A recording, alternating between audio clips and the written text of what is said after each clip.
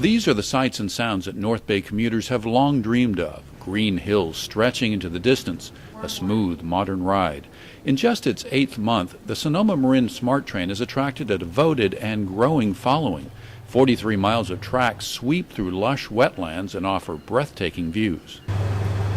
Originally scheduled for opening in 2016, the service was delayed by tax revenue shortfalls and weather and engineering challenges. Now that it's here, riders we talked to were impressed.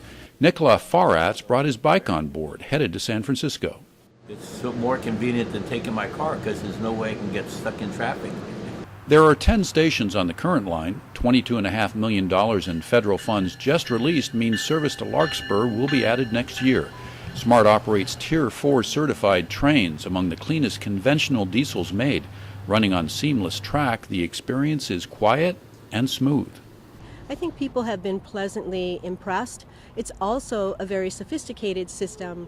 Although it's a track and a train, it's operated by a highly sophisticated computerized system for safety and to make sure that everything goes as planned. Oh, the train is so much fun. Lisa Eldredge and her husband hop on in Petaluma.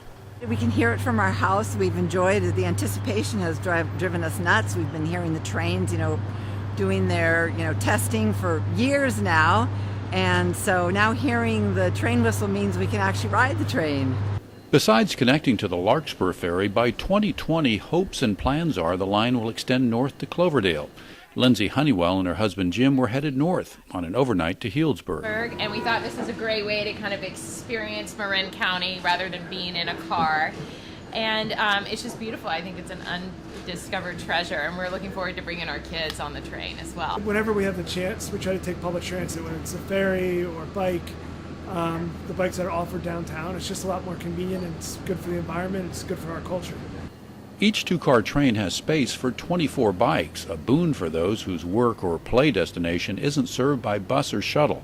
Concessions on board are operated by Santa Rosa-based Becoming Independent, a win-win partnership. On this day, Isaac Wan was holding down the fort. Some people just want to get coffee, and then after the coffee, they're just like a huge smile on their face. Yeah. SMART plans to increase trains and service as demand rises, especially on the weekend.